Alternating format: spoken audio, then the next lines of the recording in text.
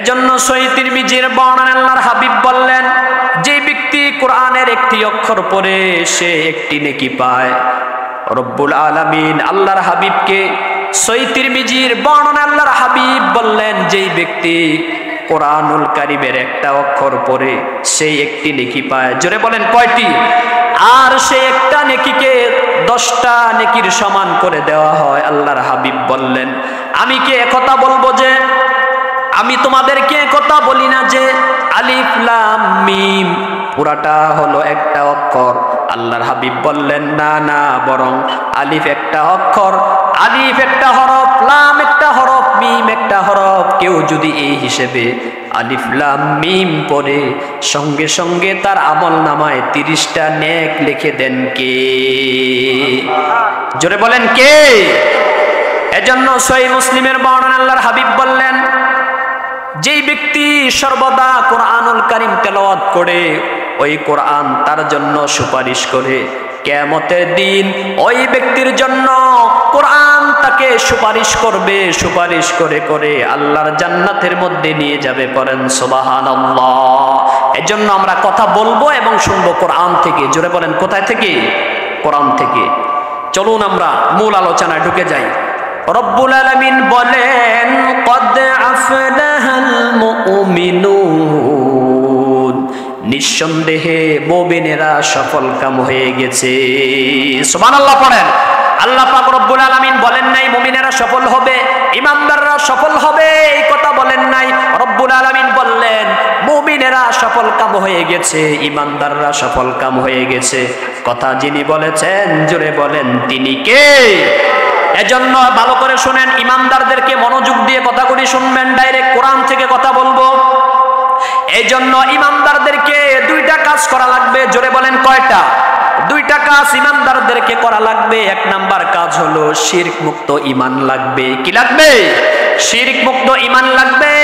কেননা আমরা, আমার ভাইয়েরা, অনেক মানুষ জানে না, ঈমান এনেছে আবার শিরকও করে, এরকম মুসলমান বাংলার জমিনে আছে না নাই? জোরে বলেন আছে না নাই? এজন্য আল্লাহর হাবিব বললেন সর্বপ্রথম 2টা কাজ করতে হবে। 1 নাম্বার হলো শিরক মুক্ত ঈমান লাগবে, 2 নাম্বারে হলো বেদাত মুক্ত আমল লাগবে। 2টা গুণ যার মধ্যে থাকবে তাকে জান্নাতি বানায়া দিবেন একজন। জোরে বলেন তিনি কে? এজন্য আমার ভাইয়েরা 1 নাম্বার কাজ হলো শিরক মুক্ত ঈমান। কারণ আমরা আল্লাহর প্রতি ঈমান আনবো, আল্লাহর প্রতি আমরা ঈমান এনেছি, আল্লাহ রাসূলের প্রতি যে আমরা ঈমান এনেছি, ঈমান যারা আনে নাই, যারা আনবে, আমার ভাইয়েরা ওই ঈমানের মধ্যে কোনো বেজাল থাকা যাবে না। জোরে বলেন থাকা যাবে? এজন্য আমার ভাইয়েরা আমাদের ঈমানটা লাগবে শিরক মুক্ত ঈমান, আর আমলটা লাগবে বেদাত মুক্ত আমল। কিন্তু আমাদের সমাজে দেখা যায় আমার ভাইয়েরা, অধিকাংশ লোক আমরা নিজেরাও জানি না, আমাদের মনের অজান্তে আমরা অনেক সময় আমার ভাইয়েরা আমরা শিরকি কথা বলে ফেলি। শিরকি কাজ অনেক মানুষ আছে সমাজের মধ্যে, শিরকি কাজ করে, আছে না নাই? জোরে বলেন আছে না নাই? আবার শিরকি কথাও বলে, এরকম মুসলমান সমাজে আছে না নাই? এজন্য ভালো করে শুনেন, কয়েকটা শিরকির কথা আপনাদের সামনে বলবো। 1 নাম্বার শিরক হলো আমরা যেই কথাটা বলে থাকি, 1 নাম্বার শিরক যেটা চলে ওই শিরকটা হলো জনগণ সকল ক্ষমতার উৎস। নাউজুবিল্লাহ পড়েন। জনগণ সকল ক্ষমতার উৎস হইতে পারে না, সকল ক্ষমতার উৎস একজন। জুড়ে বলেন তিনি কে? আমার ভাইয়েরা এজন্য আজ থেকে হুঁশিয়ার করে দেয়, ও বেলাশ্বরের মুসলমান ভালো করে শুনেন, জনগণ সকল ক্ষমতার উৎস এই কথা বলা যাবে না। সকল ক্ষমতার উৎস হলেন আমার আল্লাহ। জোরে বলেন কে? 2 নম্বরে যে কথাটা, আমাদের আত্মীয় স্বজন যদি কেউ হাসপাতালের মধ্যে থাকে, আমরা যখন দেখার জন্য যাই, দেখে এসে যখন আমরা ঘটনা বর্ণনা করি, অমুককে কি দেখে এসেছো নাকি, বলে দেখেছি অমুকে মৃত্যুর সঙ্গে পাঞ্জা লড়ছে। নাউজুবিল্লাহ পড়েন। মৃত্যুর সঙ্গে কি মানুষ পাঞ্জা লড়তে পারে? আমাদের আদি পিতা সাইয়েদনা আদম আলাইহিস সালাম থেকে শুরু করে এই মুহূর্ত পর্যন্ত যত মানুষের রূহ, মালাকুল মউত আমরা বলি আজরাইল, কিন্তু কোরআন হাদিসের বর্ণনা অনুযায়ী ওই ফেরেশতার নাম হলো মালাকুল মউত। জোরে বলেন কি? ওই মালাকুল মউত যত মানুষের রূহ কবজ করেছেন আদম আলাইহিস সালাম থেকে শুরু করে এই পর্যন্ত, আর কিয়ামত পর্যন্ত যত মানুষের রূহ কবজ করবে, উনি কি বলেছে? ওই আব্দুল করিম, আব্দুর রহিম, ওই সলমুদ্দিন, রেডি হ, তোর রূহ কবজ করার জন্য আমি আসতেছি। এরকম আগাম খবর কি দেয়? জোরে বলেন দেয়? আগাম খবর দেয় না। আমার ভাইরা, এজন্য মৃত্যুর সঙ্গে পাঞ্জা লড়ছে কথা বলা যাবে না। মৃত্যুর সঙ্গে পাঞ্জা লড়ছে মানে হলো মৃত্যুর সঙ্গে লড়াই করা, কুস্তি করা। আবার ভাইরা, মৃত্যুর সঙ্গে কেউ পাঞ্জা লড়তে পারে না, বরঞ্চ আমরা বলবো অমুককে দেখে এসেছি মুমূর্ষ অবস্থায় আছে, একেবারে মৃত্যুর শয্যায়, তার জন্য আমরা সকলে দোয়া করি। কি করি? দোয়া করি। তাহলে আমরা মৃত্যুর সঙ্গে পাঞ্জা লড়ছি এই কথা বলা যাবে না। ওই কথাগুলি হলো শিরকি কথা। আজ থেকে এই মুহূর্তে থেকে এই কথাগুলি বর্জন করার দরকার আছে না নাই? 3 নম্বরে যে শিরকি কথাটা আমাদের সমাজে চলে, ওই কথাটা হলো ধর্ম যার যার, উৎসব সবার। বলি কি বলে না? জোরে বলেন, বলি কি বলে না? নাউজুবিল্লাহ পড়েন। ধর্ম যার যার, উৎসব সবার হইতে পারে না। ধর্ম যার, উৎসব তার।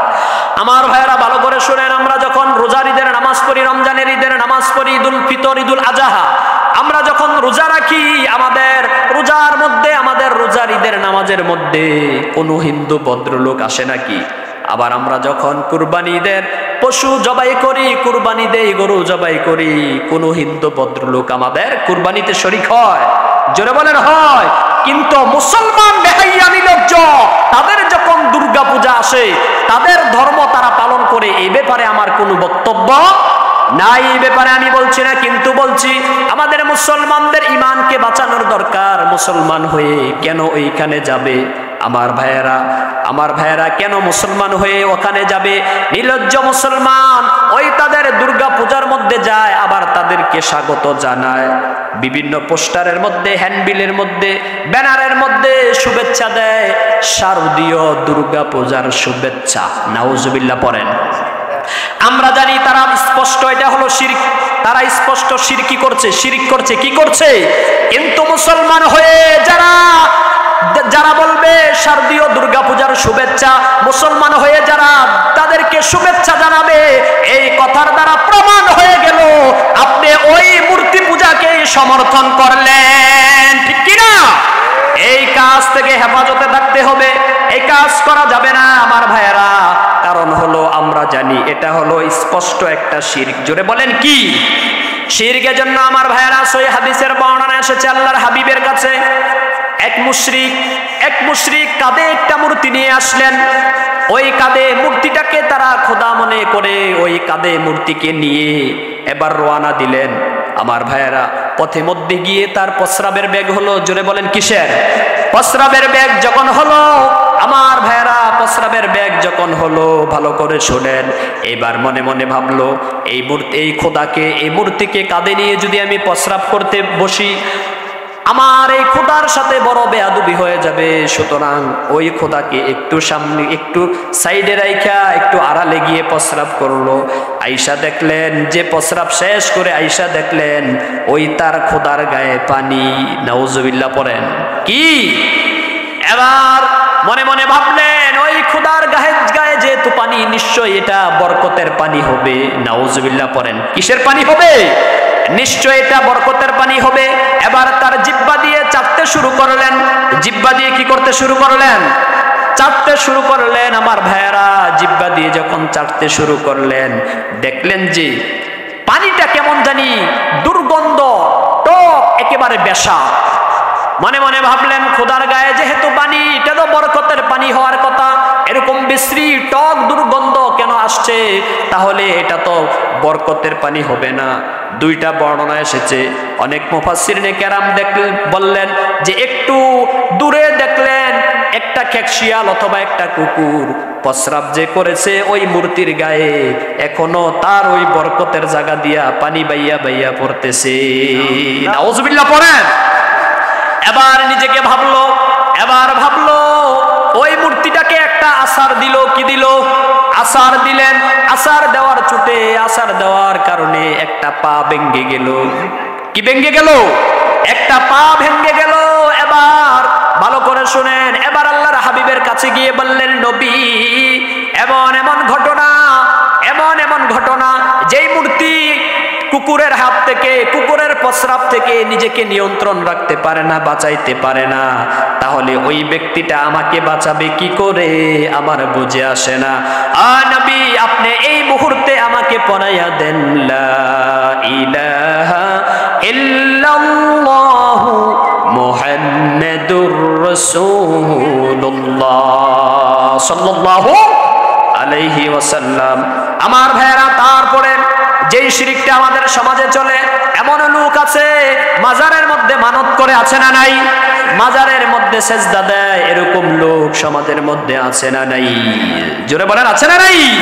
আমার ভাইয়েরা, পাশে মসজিদ, মসজিদে সেজদা দেয় না, কিন্তু নামাজের মধ্যে, আমার ভাইয়েরা নামাজের মধ্যে আসে না, মসজিদে সেজদা দেয় না, মাজারের মধ্যে বেশি বেশি যাইয়া সেজদা দেয়, এরকম মুসলমান এই বাংলার জমিনে আছে না নাই?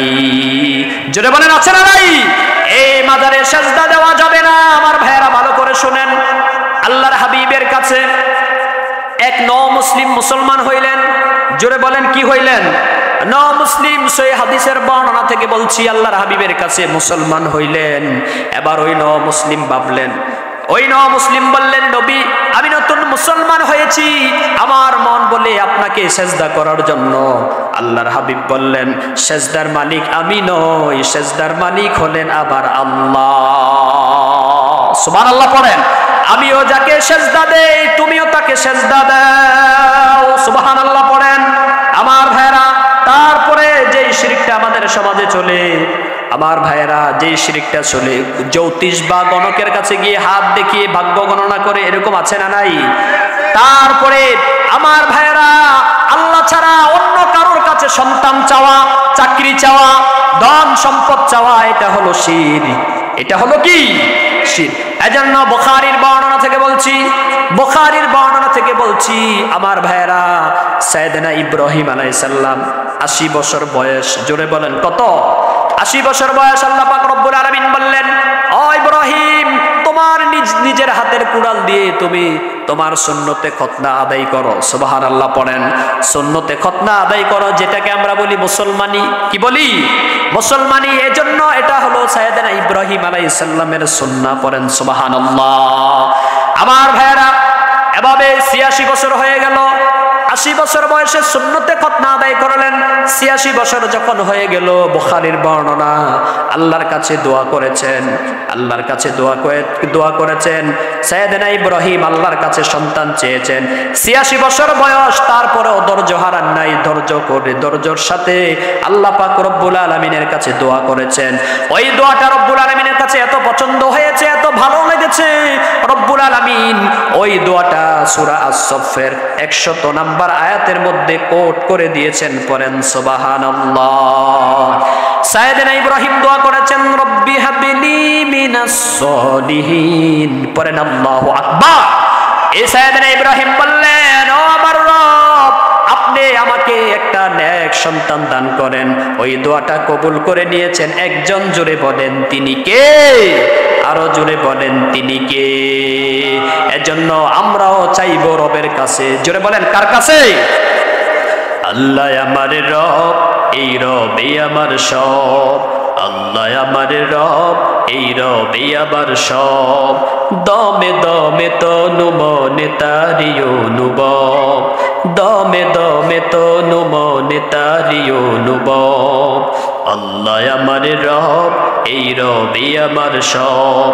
তোমার দুনিয়াতে আমি যে দিকে তাকাই, অথই নিয়ামতে ডুবে আছি সবাই। তোমার দুনিয়াতে আমি যে দিকে তাকাই, অথই নিয়ামতে ডুবে আছি সবাই।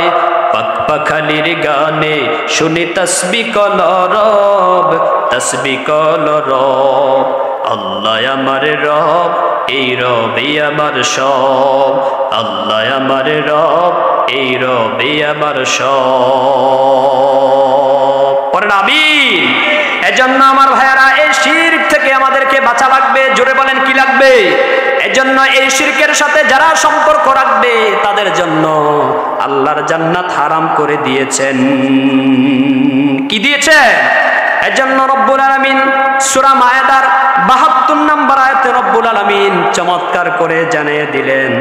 রব্বুল আলামিন বলেন, ইন্নাহু মান ইউশরিক বিল্লাহি ফাকাদ হারামাল্লাহু আলাইহিল জান্নাহ আলাইহিল জান্নাত ওয়া মাওয়াহুন নার ওয়া মা লিয-যালিমিনা মিন আনসার। পড়েন আল্লাহু আকবার। আল্লাহ পাক রব্বুল আলামিন বললেন, নিশ্চয় আমি আল্লাহর সাথে যারা শরীক করবে, কি করবে? শরীক করবে, তাদের জন্য আমি আল্লাহর জান্নাত হারাম। আর এই ধরনের তাদের আবাস হলো জাহান্নাম। আর এই জালিমদের আল্লাহ পাক রব্বুল আলামিন বললেন, ওয়া মা লিয-যালিমিনা মিন আনসার। আর এই ধরনের জালিমদের জন্য কোনো সাহায্যকারী নেই। কথা বলেছেন একজন, জোরে বলেন তিনি কে? আরো জোরে বলেন তিনি কে? এজন্য মুমিন কখনো শিরকের সাথে সম্পর্ক রাখতে পারে না আমার ভাইরা। এজন্য যারা মুমিন হবে, মুমিন মানে বিশ্বাসী, জোরে বলেন মুমিন মানে কি? মুমিন তাওহীদকে বিশ্বাস করে, তাওহীদ রিসালাত এবং আখিরাতকে বিশ্বাস করে, তাওহীদ রিসালাত এবং আখিরাতকে বিশ্বাস করে এবং এই অনুযায়ী আমল যারা করে তারাই হলো মুমিন। সুবহানাল্লাহ পড়েন। এজন্য মুমিনদের 7টি গুণ থাকা লাগবে। জোরে বলেন কয়টি? 7টা গুণ যাদের মধ্যে থাকবে তারাই হলো প্রকৃতপক্ষে মুমিন। আমার ভাইয়েরা, আমরা নিজেরা সবাইকে দাবি করি বছরে নামাজ পড়ে না একবার। ওই ব্যক্তিটাকেও যদি বলা হয়, ওই ব্যক্তিটা নিজেকে মুমিন দাবি করে কি করে না? এজন্য আমার ভাইয়েরা ভালো করে শোনেন, 7টা গুণ লাগবে মুমিন হওয়ার জন্য। আর এই 7টা গুণ যাদের মধ্যে থাকবে তাদেরকে রব্বুল আলামিন জান্নাতুল ফেরদাউসের মেহমান বানাইয়া দিবেন। সুবহানাল্লাহ পড়েন। এজন্য মুমিনদের 1 নাম্বার গুণ হলো, ভালো করে শুনেন, মুমিনদের 1 নাম্বার গুণ হলো আল্লাযীনা হুম ফি সলাতিহিম খাশিউন। পড়েন আল্লাহু আকবার। যারা নিজেদের নামাজরত অবস্থায় বিনয়ী থাকে। সুবহানাল্লাহ পড়েন। অর্থাৎ বিনয়ের সাথে নামাজ পড়ে, বিনয়ের সাথে যারা নামাজ আদায় করে, নামাজের মধ্যে তাড়াহুড়া করে না, নামাজটা অতি সুন্দর করে আদায় করে, আমার ভাইয়েরা এটা হলো মুমিনদের 1 নাম্বার গুণ। জোরে বলেন কয় নাম্বার গুণ? কিন্তু আমাদের দেশে দেখা গেছে আমার ভাইয়েরা নামাজের মধ্যে তাড়াহুড়া করে, আছে না নাই? 2 মিনিটে 6 রাকাত নামাজ পড়ালায় এমন মুসলমান আছে না নাই? আবার মসজিদে ঢোকার পরে দাঁড়িয়ে আশ্রয়, পাঞ্জাবি টানে, টুপি সোজা করে, মসজিদে প্যান কয়টা, লাইট কয়টা গলে, আছে না নাই? এরকম নামাজে আছে না নাই? আবার মশা একটা পেলে এমন থাপ্পড় দেয়, থাপ্পড়ের চোটে আলুর ভর্তা বানায়, আছে না নাই? ভালো করে শুনেন আমার ভাইরা, সই হাদিসের বর্ণনা থেকে বলছি, সাহাবায়ে কেরাম যখন নামাজ পড়তেন, আমার ভাইরা এত সুন্দর করে নামাজ পড়তেন, এত সুন্দর করে রুকু সেজদা দিতেন, আকাশের পাখিগুলা আইসা মাথার উপরে বসে যেতেন। সুবহানাল্লাহ পড়েন। আকাশের পাখিগুলা মনে করতো এটা মরা খেজুর গাছ। এত সুন্দরভাবে নামাজ আদায় করতেন, নড়তেন না, চড়তেন না। কত সুন্দর করে রুকু দিতেন, সেজদা দিতেন। আমার ভাইয়েরা শুধু কি তাই, সহিহ তিরমিজির বর্ণনা এসেছে, আল্লাহর হাবিব মুহাম্মদ সাল্লাল্লাহু আলাইহি ওয়াসাল্লাম 4 রাকাত নামাজ পড়বেন। জোরে বলেন কয় রাকাত? 4 রাকাত নামাজ পড়বেন, তাকবীরে তাহরিমা বাঁধলেন, সানা পড়লেন, সূরা ফাতিহা পড়ার পর সূরা মিলাইলেন। পবিত্র কুরআনুল কারীমের সবচাইতে বড় বৃহৎ যেই সূরাটা, প্রথম রাকাতে সূরা বাকারা পুরাটা তেলাওয়াত করলেন। সুবহানাল্লাহ পড়েন। সূরা বাকারা পুরাটা তেলাওয়াত করলেন। আমার ভাইরা, সূরা বাকারার মধ্যে আয়াত হলো 286। জোরে বলেন কত? 286 তেলাওয়াত করলেন। আবার এই পরিমাণ রুকু এবং সিজদার মধ্যে দেরি করলেন। সূরা বাকারা তেলাওয়াত করতে যত সময় লেগেছে, এতটুক সময় পর্যন্ত রুকু সিজদার মধ্যে দেরি করলেন। 1 রাকাত আদায় করলেন। দ্বিতীয় রাকাতে সূরা আল ইমরান তেলাওয়াত করলেন।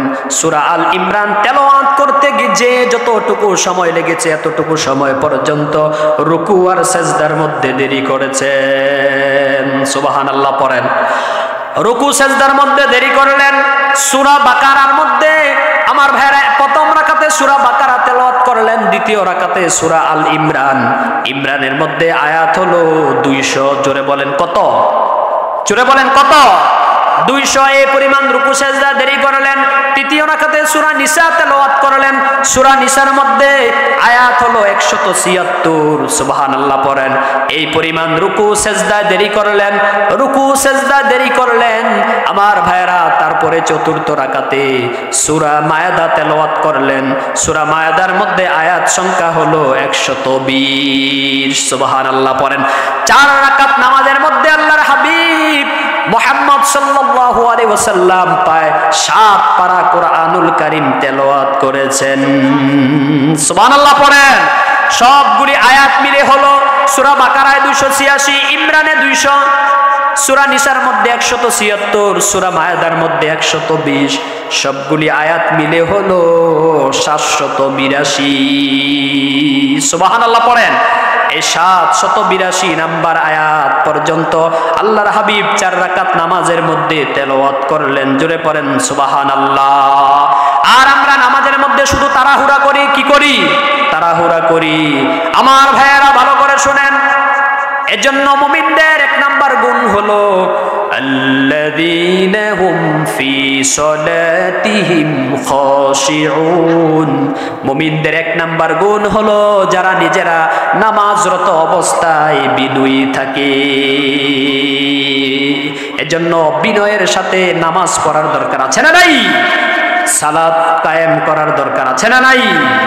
আমার ভাইয়েরা, নামাজকারী আপনি পড়লে হবে না, আপনার পরিবারদের মধ্যে আপনার ছেলে আছে, মেয়ে আছে, আপনার মা বাবা আছে, আপনার পরিবারের মধ্যে যতজন সদস্য আছে সকলকে নামাজের কথা বলতে হবে, সকলকে নামাজের দাওয়াত দিতে হবে, আপনি সকলকে নামাজের কথা বলতে হবে। এজন্য আমার ভাইয়েরা, নামাজ কায়েম করার দরকার আছে না নাই? সালাত কায়েম করার দরকার আছে না নাই? সালাত কায়েম করো, সালাত কায়েম করো, সালাত কায়েম করো, সালাত কায়েম করো, হবে সম্মানী তুমি, হবে জান্নাতি তুমি, দিবে কাল হাসরে শীতল ছায়া আরশে আজিম। রব্বি আলালা, রব্বি আলাজিম, রব্বি আলালা, রব্বি আলাজিম। সালাত কায়েম করো, সালাত কায়েম করো, সালাত কায়েম করো, সালাত কায়েম করো, হবে সম্মানী তুমি, হবে জান্নাতি তুমি, দিবে কাল হাসরে শীতল ছায়া আরশে আজিম। রব্বি আলালা, রব্বি আলাজিম, রব্বি আলালা, রব্বি আলাজিম। সালাত তোমার মনের ঘরের পবিত্রতার সাজ, পড়লে সালাতে রয় দূরে রয় মন্দ যত কাজ। সালাত তোমার মনের ঘরের পবিত্রতার সাজ, পড়লে সালাতে রয় দূরে রয় মন্দ যত কাজ। পাঁচপোহরে সালাত পড়ো, আত্মাকে সমৃদ্ধ করো, পাঁচপোহরে সালাত পড়ো, আত্মাকে সমৃদ্ধ করো, যেমন সলিহীন। সালাত তোমার অঙ্গে মাখো, সঙ্গে রাখো, তবে তো মুমিন। রব্বি আলালা, রব্বি আলাজিম, রব্বি আলালা, রব্বি আলাজিম। পড়েন আমিন। এজন্য মুমিনদের 1 নাম্বার গুণ হলো আল্লাযীনা হুম ফি সলাতিহিম খাশিউন। 1 নাম্বার গুণ হলো যারা নিজেরা বিনয়ের সাথে নামাজ আদায় করে। কথা কার? জোরে বলেন, কথা কার? তারপরে মুমিনদের 2 নাম্বার গুণ হলো ওয়াল্লাযীনা হুম আনিল লাগবি মুরিদুন। পড়েন আল্লাহু আকবার। মুমিনদের 2 নাম্বার গুণ হলো, আমার ভাইয়েরা, মুমিনেরা অযথায় অনর্থক কোনো কাজ করবে না এবং অযথায় অনর্থক কোনো কথা বলবেও না। কিন্তু আমার ভাইয়েরা, দুঃখজনক হলেও সত্য, একদল মুরব্বী আছে, একদল মানুষ আছে, চা দোকানের মধ্যে বৈশা চা খায় 1 কাপ 5 টাকা অথবা 10 টাকা, 5 টাকা অথবা 10 টাকা দিয়ে 1 কাপ চা খায়। ওই দোকানের মধ্যে বৈশা বৈশা মাগনা টিভি দেখে 2 ঘন্টা, আর এই 2 ঘন্টার ভিতরে পুরা এলাকার যত আকতা আর কুকতা আছে সবগুলি বলে ফেলায়। এরকম লোক সমাজের মধ্যে আছে না নাই? জোরে বলেন, আছে না নাই?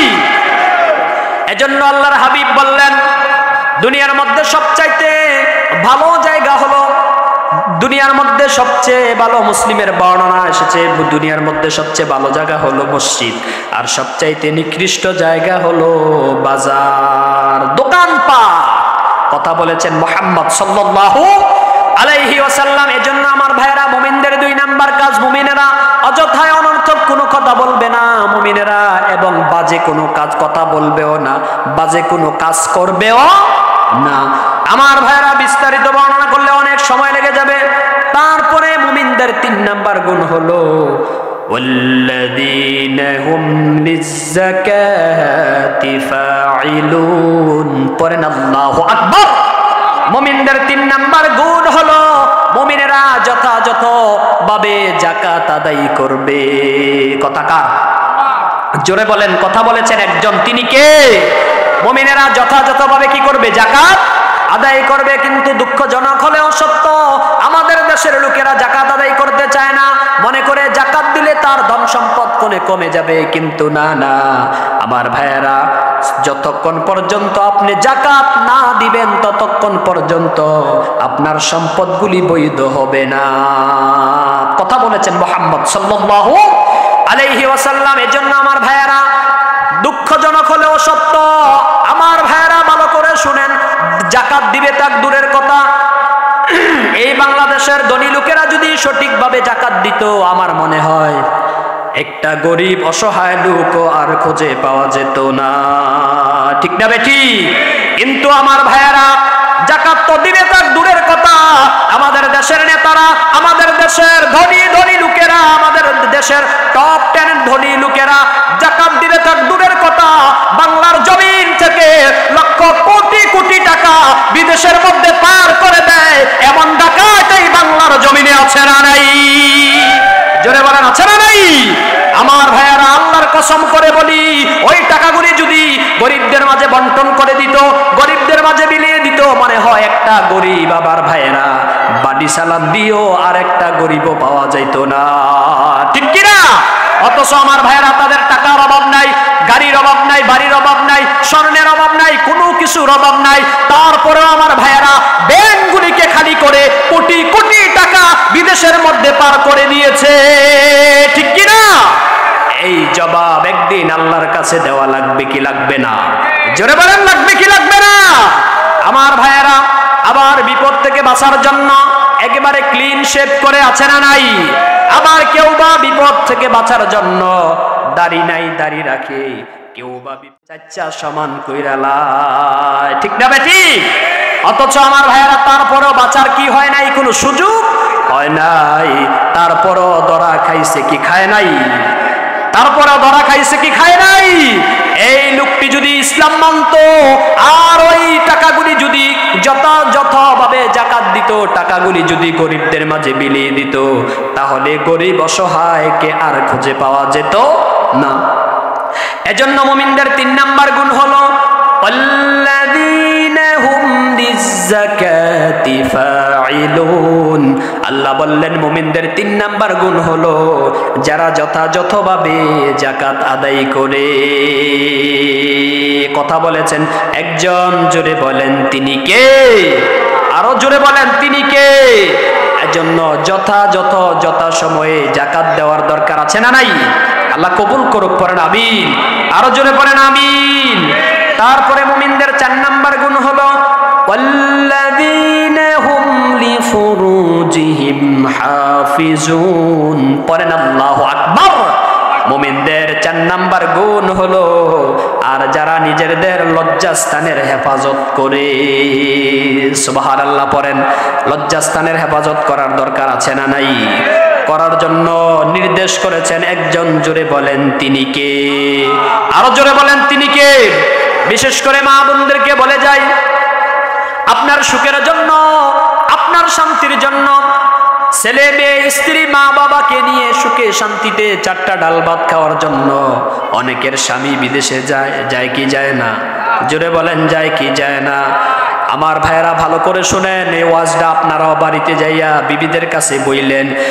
ওই বিদেশের বাড়িতে কত কষ্ট করে, হাড় ভাঙা পরিশ্রম করে, মাথার গাম পায়ে ফেলে এত এত কষ্ট করে টাকা রোজগার করে ওই টাকাগুলি বিদেশের বাড়িতে পাঠায়, এমনও নারী আমাদের দেশে আছে ওই স্বামীর ঘামলা টাকাগুলি আরেকজনের পেছনে খরচ করে।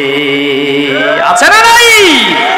এই টাকাগুলি ঘামলা টাকাগুলি আরেকজনের পেছনে খরচ করে। ভালো করে শুনেন ও বেলাশ্বরের মুসলমান, ভালো করে শুনেন, ভালো করে শুনেন। আপনি যখন আপনার বিবির জন্য, আপনার পরিবারের জন্য, পরিবারের সদস্যদের জন্য যখন আপনি একটা জিনিস কিনে আনবেন বাজার থেকে, তাদের পছন্দনীয় জিনিস দেখবেন, যদি আপনি ভালো টাকা দিয়েও যদি আনেন, ভালো দাম দিয়ে ভালো জিনিসও যদি আনেন, তারপরেও বলবো কি আনছে এটা আমার পছন্দ হয় না, বলি কি বলে না? মানে হলো এই কথার অর্থ হলো একটা ফন্দি খুঁজতেছে ওই নিজে বাজারে যাওয়ার জন্য, ঠিক কিনা?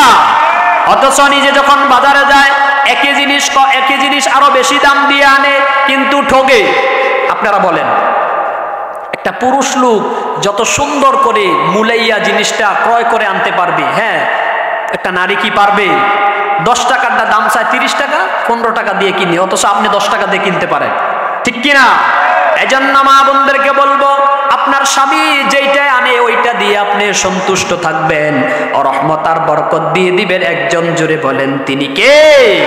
আরো জোরে বলেন তিনি কে?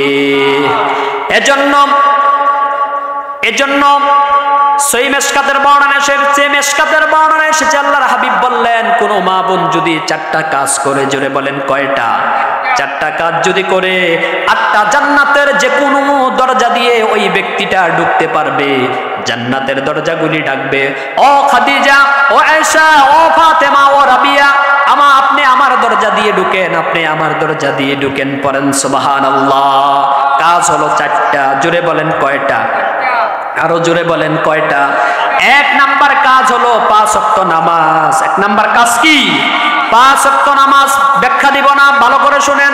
2 নাম্বার কাজ হলো রমজানের রোজা। 2 নাম্বার কাজ কি? রমজানের রোজা। 3 নাম্বার কাজ হলো স্বামীর আনুগত, সুবহানাল্লাহ পড়েন। আর সর্বশেষ 4 নাম্বার কাজ হলো নিজের সতীত্বের হেফাজত, সুবহানাল্লাহ পড়েন। এই 4টা কাজ যদি কোনো মা বোন করে, 4টা কাজ যদি কেউ করে, তাকে 8টা জান্নাতের যে কোনো দরজা দিয়ে ঢোকার জন্য পারমিশন দিয়ে দিবেন। একজন জোরে বলেন তিনি কে? সুবহানাল্লাহ পড়েন। মনে থাকবো কাজ কয়টা? 4টা। 1 নাম্বার কি? 5 ওয়াক্ত নামাজ। 1 নম্বরে 5 ওয়াক্ত নামাজ, 2 নম্বরে রমজানের রোজা, 3 নম্বরে স্বামীর আনুগত, 4 নম্বরে নিজের সতীত্বের হেফাজত। কিন্তু মা বোনেরা রাস্তাঘাটে ওপেনে, বাজারে হাঁটায়, বাজারের মধ্যে যায়, বাজারের মধ্যে ওপেনলি ঘুরে। আমার ভাইয়েরা, এই ঘুরতে ঘুরতে দোকানদারের সাথে সম্পর্ক হয়, মার্কেটে সম্পর্ক হয়, ডানে সম্পর্ক হয়, বামে সম্পর্ক হয়। এক পর্যায়ে দেখা গেছে এমনও সময় আসে শয়তান এমন পেচ লাগাইয়া দেয়, পরে আমার ভাইয়েরা পরকিয়ার মতো জঘন্যতম কাজের, জঘন্যতম পাপের মধ্যে লিপ্ত হয়ে যায়, ঠিক কিনা? এর জন্য মা বোনদেরকে বলবো এই কাজগুলি বন্ধ করতে হবে। কি করতে হবে?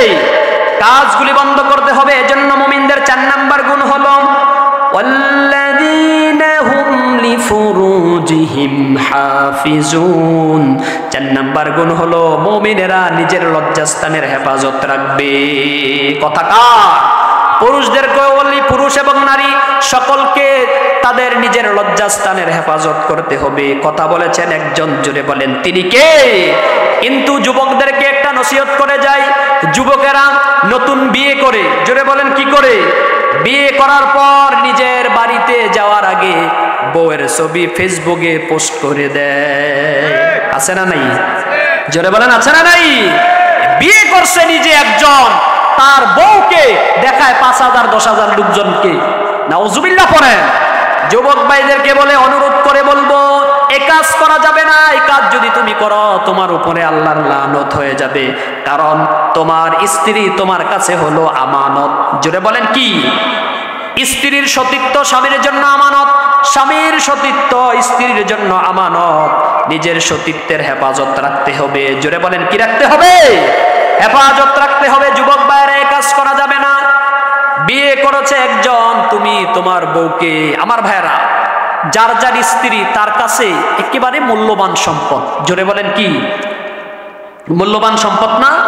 আমরা মূল্যবান সম্পদকে কোথায় রাখি? মনে করেন টাকা পয়সা স্বর্ণ অলংকার আমরা কি টেবিলের উপরে ফালাই রাখি? ফালাই রাখি? বলে ফালাই রাখি, যে আসবে তে আমার গুলা দেখবে, এরকম দেখবেন আমার ভাইয়েরা। স্টিলের আলমারির ভিতরে প্রথম তালা, তারপরে দ্বিতীয় তালা, তারপরে আবার গোপন ডয়ার আছে না নাই? আছে না নাই? অথবা আমার ভাইয়েরা যার যার সর্বোচ্চ চেষ্টা করে, সর্বোচ্চ নিরাপদ দিয়ে তালার পর তালা দিয়ে রাখার জন্য চেষ্টা করে, করে কি করে না?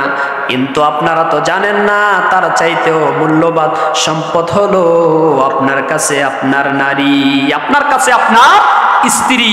ওই টাকা পয়সা যেরকম আমার ভাইরা প্যাকেটের ভিতরে রাখা হয়, পর্দা করে রাখা হয়, আপনার বিবিকেও আপনি এভাবে, আপনার উপযুক্ত মেয়েটাকেও এভাবে আপনি কি করতে হবে? পর্দা মেনটেন করতে হবে, এভাবে আমার ভাইয়ারা রাখতে হবে। টাকা যেরকম গোপনীয়ভাবে রাখে আমার ভাইয়ারা, ওই নারীদেরকে, মা বোনদেরকেও এভাবে পর্দা করে রাখতে হবে, মানে পর্দা করতে হবে। ঢিলা ঢালা পোশাক পরতে হবে, কালো বোরকা, হাতে পা মোজা, হাতের মধ্যে মৌজা, পায়ের মধ্যে মৌজা, কালো বোরকা, বোরকাটা হবে ঢিলা ঢালা, বোরকাটা হবে কি ঢিলা ঢালা। কিন্তু মা বোনেরা এমন বোরকা পরে, বোরকা এবং টাইট বোরকা পরে, বোরকা টাইট বোরকার কারণে তার শরীরের ভাঁজগুলি পর্যন্ত দেখা যায়, নাউজুবিল্লাহ পড়েন। আবার অনেকে দেখবেন বোরকা পরে ঠিক, কিন্তু মুখটা খোলা, আছে না নাই? এরকম লোক আছে না নাই? আপনি ভালো করে বোঝেন, আপনি একটা বাড়ি করলেন 15 থেকে 20 লক্ষ টাকা খরচ করে, এখন ওই ঘরের দরজা নাই, কি নাই? দরজা নাই, চুরি হবে কি হবে না? হবে কি হবে না? তদ্রূপ পুরোটা শরীর ঢাইকা রাইকা যারা মুখটা খোলা রাখে, এটাই তো আসল। একটা মুখ দিয়ে মানুষকে চিনা যায়, আপনি কি সুন্দর না কি কালো, চিনা যায় কি যায় না? মা বোনদেরকে আমল করার তৌফিক দেন, সকলে পড়েন আমিন। আমরাও যেন সকলে আমল করতে পারি, জোরে পড়েন আমিন। এজন্য মুমিনদের 4 নাম্বার গুণ হলো ওয়াল্লাযীনা হুম লিফুরুজিহিম হাফিজুন। পড়েন আল্লাহু আকবার। মুমিনেরা যেন তাদের নিজের লজ্জাস্থানের হেফাজত করে, জোরে বলেন কিসের হেফাজত? লজ্জাস্থানের হেফাজত। তারপরে আয়াতে রব্বুল আলামিন বললেন, পরের আয়াতে বললেন ইল্লা আলা আজওয়াজিহিম আও মা মালাকাত আইমানুহুম ফাইন্নাহুম গায়রু মালুমিন।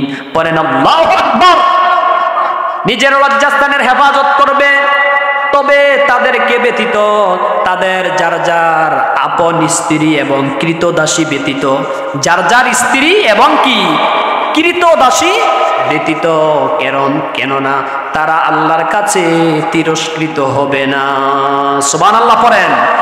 লজ্জাস্থানের হেফাজত করবে, তবে যার যার স্ত্রী এবং কৃতদাসী ব্যতীত, কেননা তারা আল্লাহর কাছে তিরস্কৃত হবে না। তারপর আয়াতে বললেন, রব্বুল আলামিন বললেন ফামান ইবতাগা ওয়ারা যালিকা ফাউলাইকা হুমুল আদুন। পড়েন আল্লাহু আকবার। আমার ভাইরা, এছাড়া যারা এর বাইরে অন্য আরো কিছু চাইবে, এছাড়া যারা এর বাইরে আরো অন্য কিছু চাইবে, তারাই হবে সীমা লঙ্ঘনকারী। কথা কার? জোরে বলেন কথা কার? এজন্য আমার ভাইয়েরা, এই সীমা লঙ্ঘন করা যাবে না। তারপরে মুমিনদের 5 নাম্বার গুণ হলো ওয়াল্লাযীনা হুম লিআমানাতিহিম। পড়েন আল্লাহু আকবার। আর যারা নিজের আমানত রক্ষা করবে, জোরে বলেন কি করবে? নিজের আমানত যারা রক্ষা করবে। এজন্য আমানত রক্ষা করার ফোনে একটা জামাত আমার বললে দিছে সময়, এজন্য 7:30 আজান। এজন্য ভালো করে শুনেন, যারা নিজেদের আমানত রক্ষা করবে, জোরে বলেন কি করবে? নিজের আমানত রক্ষা করবে। কিন্তু আমরা আমানত রক্ষা করতে পারি না। আমার ভাইয়েরা ভালো করে শুনেন, মক্কার কাফের বেঈমান মুশরিকেরা আল্লাহর হাবিবের বিরোধিতা করেছে। বিরোধিতা করার পরেও আমার ভাইয়েরা আল্লাহর হাবিবকে এত বিশ্বাস করত, তাদের টাকা পয়সা স্বর্ণ অলংকারগুলি আল্লাহর হাবিবের কাছে আমানত রাখত। সুবহানাল্লাহ পড়েন। আল্লাহর হাবিব তাদের মন সাক্ষী দিত, আব্দুল্লাহর বেটা মুহাম্মদ আমাদের আমানতগুলি রক্ষা করবে, কারণ আব্দুল্লাহর আব্দুল্লাহর বেটা মুহাম্মদ, তিনি হলেন আলামিন। জোরে বলেন কি? আলামিন অর্থ হলো সত্যবাদী। তার মতো সত্যবাদী মক্কার জমিনে আর দ্বিতীয় কেহ নাই। সুবহানাল্লাহ পড়েন। তাদের আমানতগুলি কি রাখতো তাদের কাছে? তাদের আমানতগুলি আল্লাহর হাবিবের কাছে রাখতো। তাদের মন সাক্ষী দিত আব্দুল্লাহর বেটা মুহাম্মদ কখনো আমানতের খেয়ানত করবে না। আর আমাদের কাছে টাকা আমানত রাখলে আমানতের টাকা খাইয়া ফেলায়, আছে না নাই? জোরে বলেন আছে না নাই?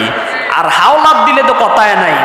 বছরের পর বছর যায়, বছরের পর বছর যায়, মাসের পর মাস যায়, তারপরেও কি করে না? টাকা দেয় না। যদি টাকা পানা থাকে, বলে অমুক দিন এত তারিখে তোমার টাকা দিয়ে দিব, অথবা এত তারিখে তোমার সাথে আমি কি করব? দেখা করব। কিন্তু দেখা গেছে এই দিন তারিখ যখন আসে, এই দিন ওই ব্যক্তি, ওই ভদ্রলোকের মোবাইল বন্ধ, আছে না নাই? ওই দিন এই ভদ্রলোকের কি মোবাইল বন্ধ, মোবাইল করে আর এই দিন পাওয়া যায় না। আর যদি খোলা থাকে, যদিও খোলা থাকে, ছোট্ট বাচ্চাকে বলে ফোন কেউ যদি ফোন ধরে, কেউ যদি ফোন দেয়, তাহলে তুমি বলবা যে আব্বাই বাসায় নেই, এরকম বলে কি বলে না? আবার ভাইরা তারপরে যখন ফোন দেয়, ওই ছোট্ট বাচ্চাটা, ওই ছোট্ট ছেলেটা অথবা ছোট্ট মেয়েটা ফোনটা রিসিভ করে, কি করে? ফোনটা রিসিভ কইরা বলে আব্বাই কইছে আব্বাই বাড়িতে নাই। এবার ফেস লাগছেনি? জোরে বলেন লাগছেনি? এর জন্য আমার ভাইয়ারা মিথ্যা কথার মধ্যে কি নাই? বরাকা নাই। মিথ্যা কথা বললে দেখবেন, আপনি যদি মিথ্যা কথা বলেন, একদিক না একদিক দিয়ে আপনি কি করতে হবে? ধরা খাইতে হবে। এজন্য মিথ্যা করা যাবে না, মিথ্যা কথা বলা যাবে না। এর জন্য আমানতের কি করতে হবে? আমানতকে জীবন দিয়ে হলে কি করতে হবে? রক্ষা করতে হবে। এটা হলো মুমিনদের 5 নাম্বার গুণ। জোরে বলেন কয় নাম্বার? 5 নাম্বার গুণ হলো নিজের আমানত রক্ষা করতে হবে। এজন্য মুমিনদের 5 নাম্বার গুণ হলো ওয়াল্লাযীনা হুম লিআমানাতিহিম, মুমিনরা নিজেদের আমানত রক্ষা করবে। তারপরে 6 নাম্বার গুণ হলো ওয়াহদিহিম রাউন, পড়েন আল্লাহু আকবার। আর যারা ওয়াদা রক্ষা করবে, ওয়াদা কি করবে? রক্ষা করবে। কিন্তু ওয়াদা আজকে আমরা রক্ষা করতে পারি না। জোরে বলেন পারি? আমার ভাইয়েরা, নির্বাচন আসলে বোঝা যায় আমার ভাই, তোমার ভাই, উল্লুক ভাই, বল্টু ভাই, আমার ভাইয়ের চরিত্র ফুলের মতো পবিত্র, কিন্তু যাকে আপনি বললেন ফুলের মতো পবিত্র, ওই নেতা নামাজ পড়ে না এক ওয়াক্ত, আছে না ভাই? কিন্তু ফুলের চেয়েও পবিত্র হলো মুহাম্মদ সাল্লাল্লাহু আলাইহি ওয়াসাল্লাম। ভালো করে শোনেন আমার ভাইয়েরা, এজন্য ওয়াদা রক্ষা করতে হবে। নির্বাচন আসলে ওয়াদা রক্ষা করে না আমার ভাইয়েরা। একজন আসলে যদি চা খাওয়ায় আর গরম গরম পরোটা খাওয়ায়, ওনাকে ভোট দিয়ে লায়, আছে না নাই? আর একজন যদি আসেন, ওই ব্যক্তিটা যদি গরম দুধ খাওয়ায় অথবা 7 আপ খাওয়ায়, ঠান্ডা খাওয়ায়, স্পিরিট খাওয়ায়, ক্যান খাওয়ায়, ওই ব্যক্তিকে ভোট দিয়ে লায়, আছে না নাই? এরকম আছে না নাই? আরেকটা লোক যদি রাতের আধারে আইসা 1000 টাকার 2-1টা নোট ছেড়ে দেয়, ওই ব্যক্তিটাকে ভোট দিয়ালায়, আছে না নাই? জোরে বলেন আছে না নাই? আর এখন তো ভোটে হয় না, আছে না নাই? জোরে বলেন আছে না নাই? আমার ভাইয়েরা ভালো করে শুনেন, এজন্য সবচাইতে আমানতদার ছিলেন মুহাম্মদ সাল্লাল্লাহু আলাইহি ওয়াসাল্লাম। এজন্য আমার ভাইয়েরা, মুমিনদের 6 নাম্বার গুণ হলো ওয়াহদিহিম রাউন, মুমিনেরা নিজের আমানতকে রক্ষা করবে। সুবহানাল্লাহ পড়েন। মুমিনেরা কি করবে? নিজের আমানত রক্ষা করে চলবে।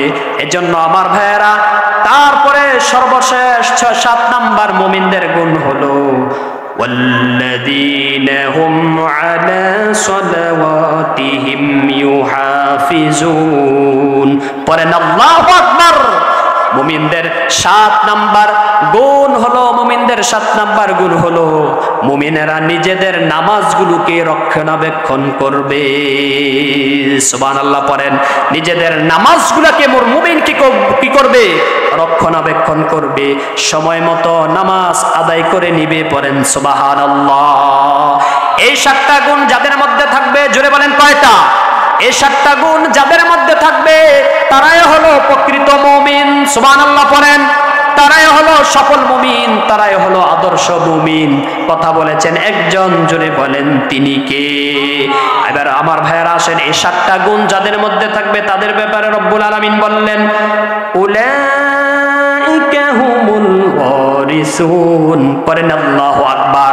আল্লাহ বললেন এই 7টা গুণ যাদের মধ্যে থাকবে তারাই হবে ওয়ারিস। সুবহানাল্লাহ পড়েন। দুনিয়ায় যখন দাদা মারা যায় তার সম্পদের মালিক হয় ছেলে, আবার ছেলে যখন মারা যায় আমার ভাইয়েরা ওই তার সন্তানের মালিক তার ছেলে হয়ে যায়। সুবহানাল্লাহ পড়েন। অর্থাৎ বাবা যখন মারা যায় তার সন্তানের ওয়ারিস হয়ে যায়, তার সন্তান তার সম্পত্তির ওয়ারিস হয়ে যায়। সুবহানাল্লাহ পড়েন। তদ্রিব আল্লাহ বললেন উলাইকা হুমুল ওয়ারিসুন। এই 7টা গুণ যাদের মধ্যে থাকবে তারা হবে ওয়ারিস। কিসের ওয়ারিস? তার ব্যাপারও আল্লাহ বললেন, তার ব্যাপারও আল্লাহ বললেন আল্লাযীনা ইউরিসুনাল ফিরদাউস। পড়েন আল্লাহু আকবার। কারা এই তারা কিসের ওয়ারিস হবে ভালো করে শুনেন। তাদের ব্যাপারে আল্লাহ বললেন আল্লাযীনা ইয়ারিসুনাল ফিরদাউস হুম ফিহা খালিদুন। পড়েন আল্লাহু আকবার। তাদের ব্যাপারে রব্বুল আলামিন বললেন তারাই হবে ওয়ারিস। কিসের ওয়ারিস? তারা হবে জান্নাতুল ফেরদাউসের ওয়ারিস। সুবহানাল্লাহ পড়েন। জান্নাতুল ফেরদাউসের ওয়ারিস হবে। আর ওই জান্নাতুল ফেরদাউস, ওই জান্নাতুল ফেরদাউসে যারা যাবে সেখানে তারা চিরকাল থাকবে। সুবহানাল্লাহ পড়েন। সেখানে তারা চিরকাল থাকবে। কখন তো কতকাল থাকবে? সেখানে তারা চিরকাল থাকবে। সুবহানাল্লাহ পড়েন। এই 7টা গুণ যাদের মধ্যে থাকবে, এই 7টা গুণ যাদের মধ্যে থাকবে তারাই হবে জান্নাতের ওয়ারিস। সুবহানাল্লাহ পড়েন। এজন্য আমার ভাইয়েরা আমরা যেন এই গুণগুলি আমরা অর্জন করতে পারি। সুবহানাল্লাহ পড়েন। আমার ভাইয়েরা এই 7টা গুণ যেন আমাদের মধ্যে থাকে। অথচ দেখা গেছে আমরা নিজেকে আদর্শ মুমিন দাবি করি, নামাজ পড়ে না, নিজেকে মুমিন দাবি করে নামাজ পড়ে না, রোজা রাখে না, হজ করে না, যাকাত দেয় না, অথচ নিজেকে মুমিন দাবি করে। এরকম লোক সমাজে আছে না ভাই? আমার ভাইয়েরা তাহলে আদর্শ মুমিন, সফল মুমিন হতে গেলে গুণ লাগবে 7টা। জোরে বলেন কয়টা? এই 7টা গুণ যেন আমরা অর্জন করতে পারি আল্লাহ পাক তৌফিক দেন। সকলে পড়েন আমিন। 7টা গুণ যেন আমরা অর্জন করে আল্লাহর জান্নাতের মেহমান হতে পারি। আল্লাহ পাক যেন আমি সহ আমাদের সকলকে কবুল করুক। সকলে পড়েন আমিন। আজকের এই জান্নাতের বাগানকে, বেলাশ্বর এই তাফসিরুল কোরআন মাহফিলকে যেন আল্লাহ পাক কবুল করেন। সকলে পড়েন আমিন। এই মাহফিলকে সাজাইতে যাইয়া যারা অর্থ দিয়ে, বুদ্ধি দিয়ে, মেধা দিয়ে, পরামর্শ দিয়ে, শ্রম দিয়েছেন সকলকে যেন আল্লাহ পাক কবুল করেন। সকলে পড়েন আমিন। বিশেষ করে আমার যাকে আমি কাকা কাকা ডাকি, আমার শ্রদ্ধেয় মজিব কাকা, আমার বন্ধুবর বশির ভাই এই প্রোগ্রামের জন্য, তারপরে সামাদ কমিশনার, অনেকে তারা সহ অনেকে এই প্রোগ্রামের জন্য কি করেছে, অনেক কষ্ট করেছেন। আল্লাহ পাক যেন এই মাহফিলকে কিয়ামত পর্যন্ত জারি রাখেন। সকলে পড়েন আমিন। মাহফিলের উসিলা যেন অত্র এলাকার সকল কবরবাসীর আযাব যেন আল্লাহ তাআলা মাফ করে দেন। সকলে পড়েন আমিন। আবার ভাইয়েরা আবারও দেখা হবে কোরআনের ময়দানে। এজন্য অসমাপ্ত আলোচনা আমি এখানে সমাপ্ত করছি। আসসালামু আলাইকুম ওয়া রাহমাতুল্লাহি ওয়া বারাকাতুহু।